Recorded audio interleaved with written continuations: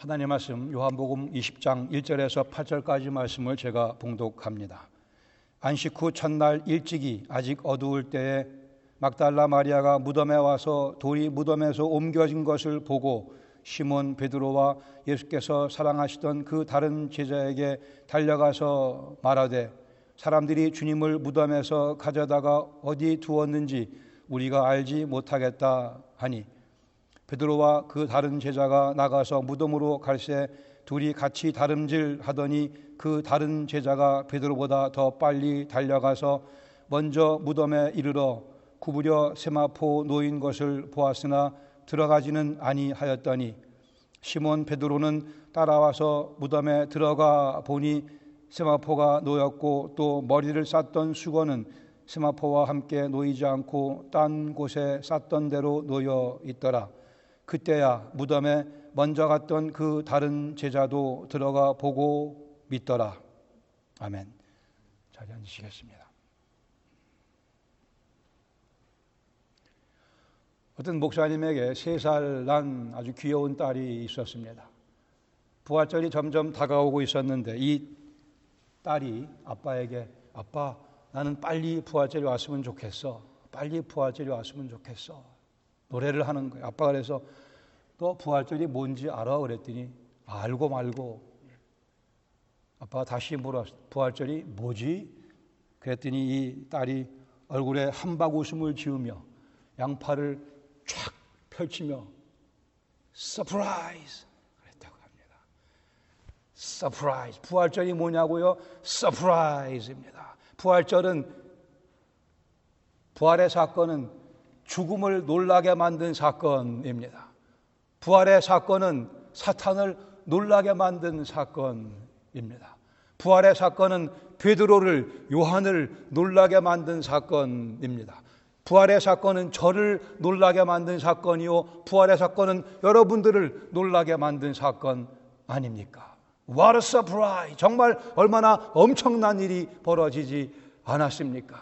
부활은 죽음의 종지부를 찍은 사건이었습니다.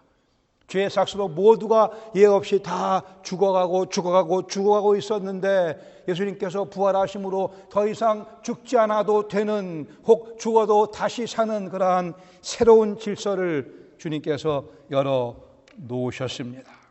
정말 부활은 서프라이즈. 그 딸이 아마 나중에 커서 위대한 신학자가 됐을 것이라고 생각이 됩니다. What a surprise. 오늘 본문 요한복음 20장 1절에서 8절까지 말씀 같이 보면서 빈 무덤에 관한 기록을 살피면서 그 부활의 의미를 잠시 나누려고 합니다. 1절에 보시면 빈 무덤에 대한 여인들의 보고를 발견하게 됩니다. 즉 안식 후 첫날 일찍이 아직 어두울 때 막달라 마리아, 주님 사랑했던 막달라 마리아가 예수님 시신의 향품을 놓기 위해 무덤으로 찾아갑니다. 분명코 부활에 대한 기대감이 전혀 없는 상태에 예수님이 시신을 만나러 막달라 마리아가 갑니다. 갔더니 돌이 무덤에서 옮겨진 것을 보게 됩니다. 돌이 무덤에서 옮겨진 것은 예수님께서 부활하시고 나오시기 위해 굳이 돌을 옮기실 필요가 없었습니다. 그러나 돌이 옮겨진 것은 죽음이 정복당했음을 보여주기 위한 시청각 교육 자료였습니다. 또한 마리아를 위해 그리고 베드로와 요한을 위해 그리고 우리를 위해 주님 부활하신 사실을 보여주시기 위해 그 돌을 옮겨 놓은 거죠. 그 무덤을 막고 있는 돌 때문에 여인들은 또 다른 복음서에 하면 막달라 마리아와 다른 여인들이 같이 이 무덤에 갔는데 여인들은 누가 이 무거운 돌을 옮겨줄까 걱정을 잠시 했었습니다마는 그러나 그 안에 계셨던 만세반석이신 우리 예수님 입장에서는 그 무거운 돌 그냥 조약돌에 지나지 않았을 것입니다. 만세반석이신 우리 주님께서 그 안에 계셨어요. 주님께서 부활하시고 나오시려고 하니 모르죠. 아마도 그 돌이 알아서 저절로 열렸는지도 모르죠. 3절에 보시면 시몬 베드로가 이제 이 상황을 들고 달려갑니다. 이들은 염려했어요. 여인들은 와서 전해주면서 예수님 시신이 없기에 이들은 부활에 대한 기대감이 전혀 없으며 누가 예수님 시신을 훔쳐간 거 아닌가 우려하며 와서 보고를 해 줍니다. 3절에 베드로와 그 다른 제자가 나가서 무덤으로 이제 그들이 갑니다. 둘이 달려갈 때 다른 제자 아마도 요한으로 이해를 합니다. 요한이 베드로보다 더 빨리 아마 더 젊었을 가능성이 있고 그래 더 빨리 무덤에 이르러 구부려 세마포 모인 것을 보았으나 들어가지는 않았다고 되어 있습니다. 무덤 문은 약 90cm 정도의 높이를 가지고 있었기 때문에 구부려서 안을 들여다볼 수 있는 상태였습니다. 6절에서 8절까지 보시면 빈 무덤을 확인하고 이제 베드로와 요한이 믿게 되는 내용을 기록해 줍니다. 시몬 베드로는 따라와서 무덤에 들어가 보니 세마포가 놓였고라고 되어 있는 표현이요. 세마포는 예수님의 시신을 감쌌던 그러한 천이었습니다. 꽤 가치가 나가는 비싼 천이었습니다. 거기 놓였고라고 되어 있는 표현, 예수님 시신이 누워있던 그 모습 그대로 세마포가 있었던 것을 묘사해 줍니다. 어떤 학자들은 이 표현을 예수님 세마포로 쌓은 다음에 거기에 기름도 붓고 향품도 붓고 해서 그런 것들로 범벅이 된 이 세마포가 시간이 지나 어느 정도 꽤 딱딱한 상태로 있었던 모습을 묘사하는 것으로 보는 학자들도 있습니다. 포인트는 예수님이 이 세마포를 벗고 부활하신 것 같지 않다는 얘기입니다. 있는 그대로 놔두고 예수님 몸이 빠져나온 것으로 이해가 됩니다. 7절에 보시면 또 머리를 쌌던 수건은 세마포와 함께 놓이지 않고 딴 곳에 쌌던 대로 놓여 있더라, 객혀 있더라. 우리 개역 한글에 객혀 있더라라는 표현이 더 가까운 해석이라고 봅니다. 객혀 있더라. 딱딱딱 잘 접어서 정돈하시고 예수님께서 무덤 밖으로 나가신 것을 의미하죠. 전혀 서두르는 흔적이 전혀 보이지 않습니다. 아주 무덤 안은 질서정연하게 정돈이 잘 되어 있음을 보게 됩니다. 가정을 해서 하루는 밖에 나갔다가 집에 돌아왔더니만 집안에 있는 옷장문들이 다 열려져 있고 옷이 여기저기 막 널려져 있으면 여러분 무슨 생각을 하시겠어요? 도둑이 들었구나 생각하실 겁니다. 도둑이 들었구나. 또 달리 예를 들어 평소에도 자기 방을 난장판으로 하고 지내는 아들, 그런 아들 갖고 계신 분 계세요? 그런 아들 하루 들어가 봤더니 마치 도둑이 든 것 같이 더 난장판이 되어 있는 그런 모습을 발견하게 됐습니다. 그런데 귀중품들은 그 자리에 다 있는 것을 본다면 여러분들은 어떻게 판단하시겠어요? 도둑이 든 게 아니고 우리 아들이 조금 더 했구나 이렇게 생각하실 겁니다. 정말 발 디딜 틈이 없는 방을 혹시 여러분 보신 적이 있으세요? 저는 봤습니다. 블랙스버그의 버지아텍 기숙사 한번 갔더니 남학생 방인데 정말 문자 그대로 발 디딜 틈이 없이 마치 지뢰밭을 걷듯이 들어가야만 되는, 그런데 귀중품이 그대로 있으면 그거는 도둑이 든 증거가 아니고 그 학생이 그렇게 집을 난장판으로 해놓은 거라 판단할 수밖에 없겠죠. 우리 주님 장사 지냈던 그 무덤의 모습, 오늘 우리가 본 본문과 같이 아주 잘 정돈된 세마포는 그대로 있었고 머리수건 또 객혀져 있었고, 혹자들은 예수님 부활을 부인하기 위해 누군가가 예수님의 시신을 훔쳐갔다라고 주장하는 사람들이 있습니다. 훔쳐갔으면 예수님 시신이 무슨 그리 귀중한 가치가 있다고요? 거기에 있던 세마포가 꽤 비싼 건데 놔두고 그냥 갔습니다. 또 누구는 얘기하기를 제자들이 예수님의 시체를 훔쳐다가 어디 숨겨놓고는 그리고는 예수님 부활했다고 이렇게 거짓말을 선포한 것으로 얘기하는 사람들도, 그러면 좀 서두르는 흔적이 있어야죠. 아니, 예수님 시신을 훔쳐가려면 세마포는 왜 벗깁니까? 그냥 통째로 가져가야 되죠. 그리 중요하게 보이지 않을지 모르겠으나 이 예수님 무덤에 대한 이 짤막한 묘사는 엄청난 의미를 지닌 가르침들을 우리에게 전해주고 있습니다. 8절에 보시면 그때야 무덤에 먼저 갔던 그 다른 제자도 들어가 보고 믿었다고 되어 있습니다.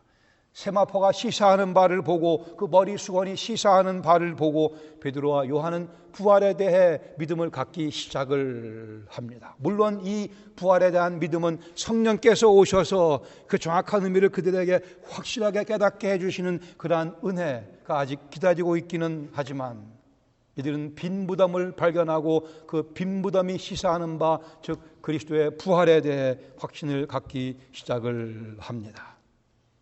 본문 가운데 두 개 정도의 교훈을 나누기를 원합니다. 첫 번째, 부활의 아침, 역사적인 주 그리스도 예수를 선포합니다.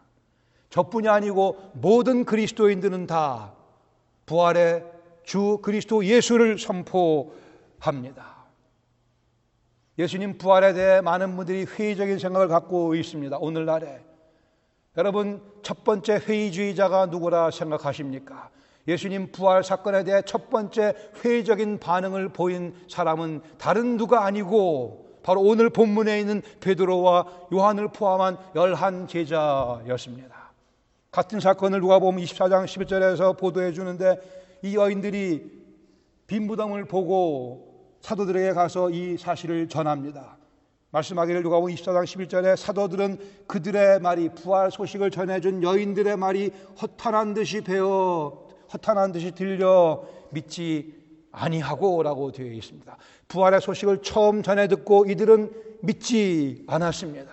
그리고는 물론 달려가서 확인하기 위해 갔겠죠.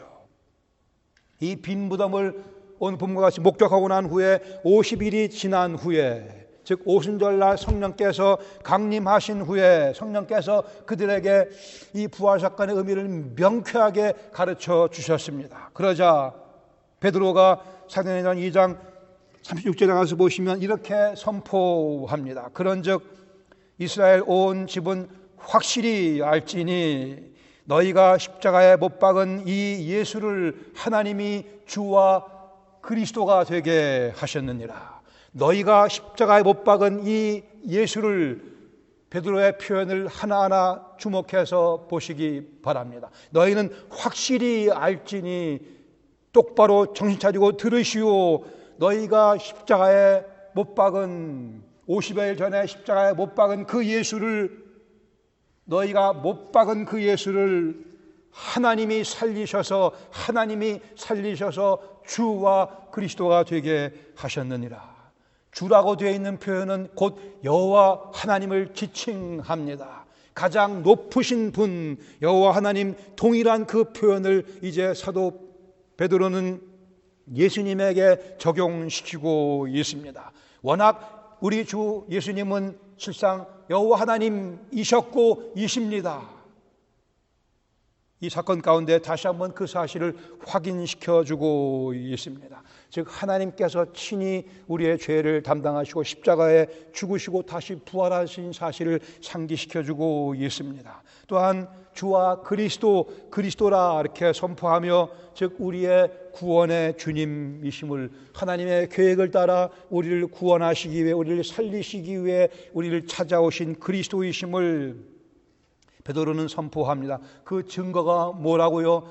죽은 자 가운데 하나님께서 예수님을 살리심으로 해서 전혀 새로운 질서를 새 창조를 시작하시는 하나님 모습 예수님 통해서 나타나고 있음을 베드로가 선포하고 있습니다. 오늘날 많은 분들이 부활 자체를 부인하고 있습니다. 그러나 이 빈 무덤이라고 하는 객관적인 증거 앞에 자기들의 양심을 드러내놓고 판단을 해야만 됩니다. 많은 분들이 거의 대한민국 국민들은 모두가 다 이순신 장군의 명량해전의 승리를 믿는다고 생각을 합니다. 아니면 세종대왕이 훈민정음을 창제한 사실을 믿는다고 봅니다. 1443년에 창제했고 46년에 반포했습니다. 이 사실을 믿는 분들은 실상 예수님의 부활을 믿어야 논리적으로 맞습니다. 객관적인 증거 앞에 우리는 이순신 세종대왕의 역사를 다 받아들이고 그렇다고 믿습니다. 객관적인 증거, 빈 무덤 앞에 당연한 귀결은, 당연한 결론은 예수님이 죽음을 정복하시고 부활하셨다는 사실입니다. 오늘날 예수님의 부활을 이상하게 상징적인 것으로 뒤트는, 왜곡하는 그런 분들이 또한 있는 것도 보게 됩니다. 예수님을 좋아하는 분들입니다. 그러나 이 부활을 문자적으로, 역사적으로 이해하지 아니하고 상징적으로 이해하려고 하는 분들입니다. 예수님이 실제 죽었다가 부활하신 게 아니고 그들은 얘기합니다. 부활의 의미는 예수님이 죽었다가 다시 산 것이 아니고 예수님같이 다른 사람들을 위해서 희생하는 삶을 사는 것이 곧 부활의 정신이다, 이렇게 가르치는 사람들이 적잖이 많이 있습니다. 언뜻 들으면 그럴싸하죠.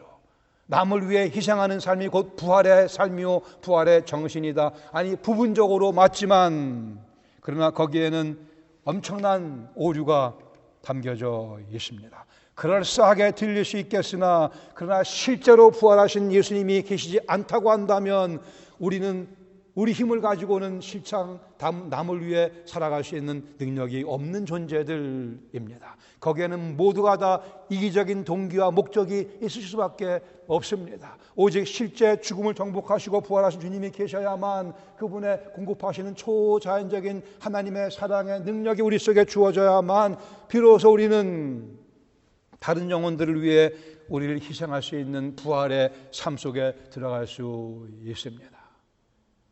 부활은 역사적인 현실이며 부활이 역사적인 현실이기에 오늘의 현실이기도 하며 부활의 능력이 역사적으로 우리에게 입증된 사건이기에 우리도 드디어 부활에 동참하는 삶을 살아갈 수 있게 된 것이죠. 토마스 제퍼슨 훌륭한 사람이었습니다. 그러나 그는 부활을 포함하여 복음서에 있는 모든 기적적인 내용들을 부인하던 사람입니다. 그래 그는 그런 내용들을 다 빼고 자기 나름대로 복음서를 새롭게 편찬을 했어요. 기적을 다 빼놓고 결국 그의 새롭게 만든 그의 복음서는 이렇게 끝이 나게 되죠. 그들은 예수님을 무덤에 장사하고 큰 돌로 무덤을 막고 떠났더라. 그렇게 끝이 납니다. 이야말로 얼마나 큰 비극입니까? 그렇게 훌륭하신, 그렇게 좋으신 예수님이 죽임당하고 끝나버렸으니 얼마나 비극 가운데 비극이 아니겠습니까? 그러나 진짜 복음서는 우리에게 역사적인 신빙성을 지니고 있는 진짜 복음서는 우리에게 말씀해 주기를 예수님께서 부활하셨다. 그리고 그 부활의 증거가 많은 사람들의 삶 가운데 역사를 두고 주렁주렁 여기저기 열매 맺혀 있는 것을 말씀하고 있습니다. 우리가 그 사건의 증인이기도 합니다. 부활 사건은 문자 그대로 서프라이즈입니다. 부활은 죽음을 깜짝 놀라게 만들었어요. 사탄을 깜짝 놀라게 만들었습니다. 부활은 우리를 놀래키며 영원한 생명을 선물로 선사해 주었습니다. 육체의 죽음이 인생의 마지막이 아님을 우리를 놀래키며 가르쳐 줍니다. 우리가 헌신할 대상이 곧 부활하신 그 예수님이신 것을 알려주며 그 주님을 만나게 해 주었습니다. 우리 인생에 벌어진 최대의 혁명적인 사건은 바로 이 주님의 부활 사건이요, 그 부활 사건이 우리를 찾아왔다고 하는 현실입니다. 부활은 서프라이즈입니다. 그러므로 이 부활의 아침에 역사적으로 실제 부활하신 예수님께서 주님이시오, 내 주님이시오, 그리스도이심을, 나의 그리스도이심을 선포합니다. 한 주간 동안 더 열심히 이 사실을 선포하시기를 부탁드립니다. 두 번째로 이 부활의 아침, 오늘도 살아계신 주 그리스도 예수를 선포합니다. 오늘도 살아 역사하시는 부활하신 우리 주 그리스도 예수께서는 오늘도 그 부활의 주님을 만난 우리들을 통하여 직접 일하고 계십니다. 대표적인 사건이 사도행전 3장에 기록되어 있습니다. 오수절 성령 강림 사건이 있고 베드로가 담대하게 그리스도 예수의 부활을 증거하며, 사도행전 3장 가서 보시면 성전 미문에 나면서부터 걷지 못하던 자가 구걸하고 있었습니다. 요한과 베드로가 지나가자 이 사람 역시 손을 내밀며 돈을 구걸하자 유명한 말, 사도 베드로가 이야기를, 은과 금은 내게 없으나 내게 있는 것으로 내게 주노니 곧 나사렛 예수 그리스도의 이름으로 일어나 걸으라. 나사렛 예수 그리스도의 이름으로 일어나 걸으라 하며 그의 손을 잡아 그를 일으켜 세우자 그가 발과 발목에 힘을 얻어 벌떡 일어나, 나면서부터 걸어본 적이 없는 그가 벌떡 일어나 걷기도 하며 뛰기도 하며 하나님을 찬양했다, 이렇게 말씀하고 있습니다.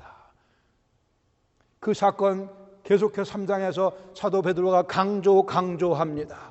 너희들은 왜 마치 우리 사람인 우리가 우리의 경건과 우리의 능력으로 이 사람을 일으켜 세운 것 같이 왜 우리를 주목하느냐? 그러지 말라. 이 일을 행하신 분은 너희가 십자가에 못 박았으나 하나님께서 다시 살리신 나사렛 예수시라고 거듭 반복해서 선포합니다.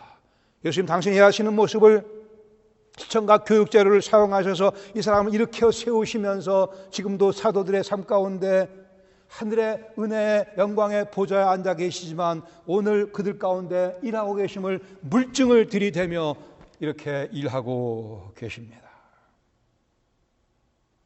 평생 걷지 못하던, 평생 죄 가운데 살던 우리들을 일으켜 세우시되 나사렛 예수 그리스도의 이름으로 우리를 일으켜 세우시고,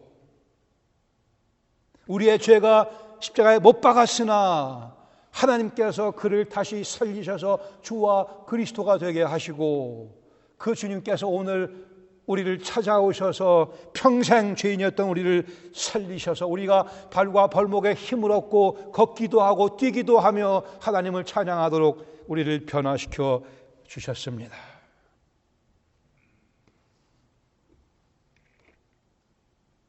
사도 베드로의 사역은 계속되며 사도들의 사역은 계속되며 사도행전 4장 4절에 말씀을 들은 사람 중에, 즉 예수께서 주시며 그리스도이시라는 그 말씀을 들은 사람들 가운데 믿는 자가 많으니 남자의 수가 약 5천이 되었다고 말씀을 합니다.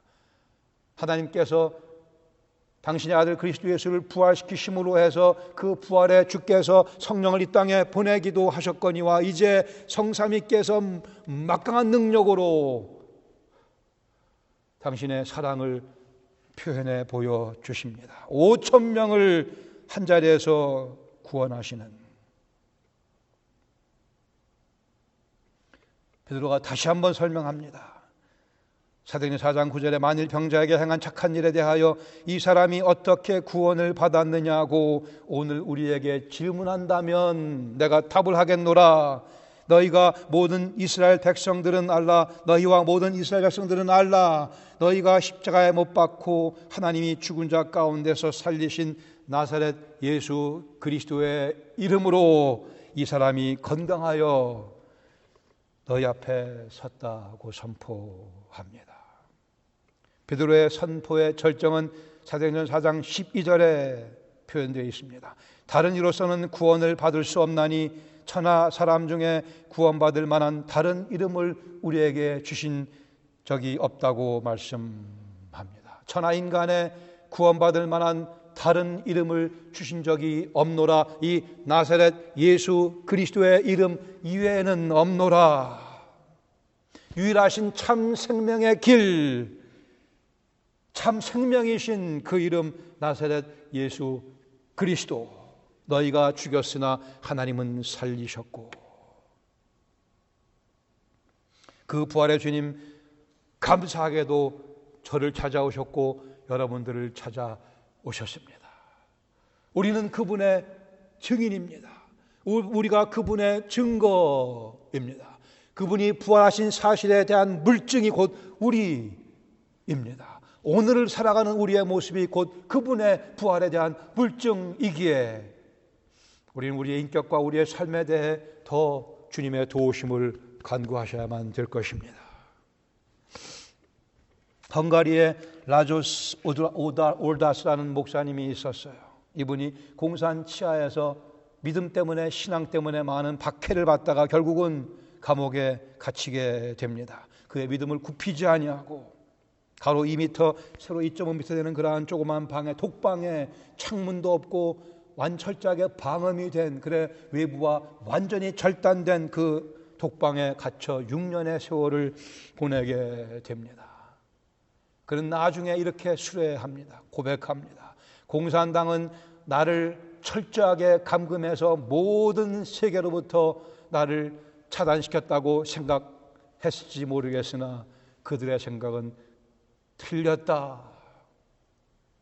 6년의 기간 동안 한순간도 빼놓지 않고 부활하신 주님께서 나와 함께 하셨노라.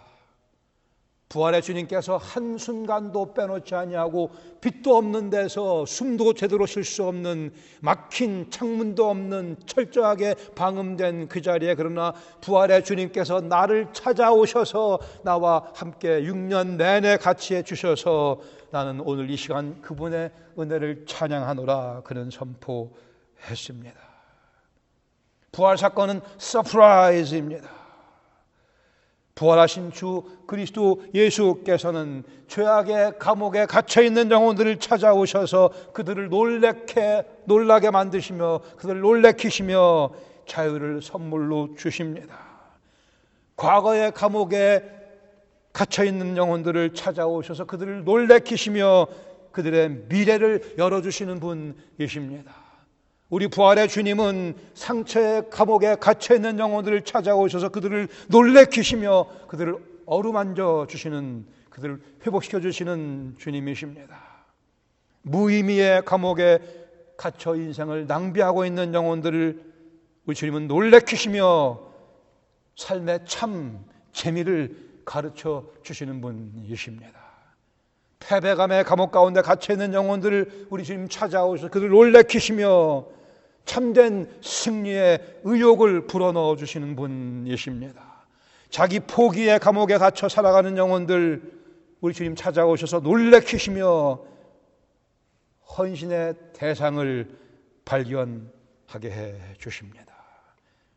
궁극적으로 죽음의 감옥에 갇혀 있는 영혼들을 찾아오셔서 그들을 놀래키시며 영원한 생명을 선물로 주시는 우리 부활의 주님, 우리 주님, 제 주님, 이것이 주 그리스도 예수를 통해 주시는 하나님의 놀라운 은혜, Amazing Grace입니다. 부활 사건은 과연 서프라이즈입니다. 하나님께서 우리를 위해 멋진 사건을 완성해 놓으셨습니다. 그러기에 부활의 아침, 지금도 살아 계시며 부활의 능력을 나누어 주시는 주 그리스도 예수를 경험하며 선포하는 복을 누리시기를 축원합니다. 같이 기도하겠습니다. 여러분, 이 놀라운 경험을 다 하셨는지요? 다 하셨기를 바랍니다.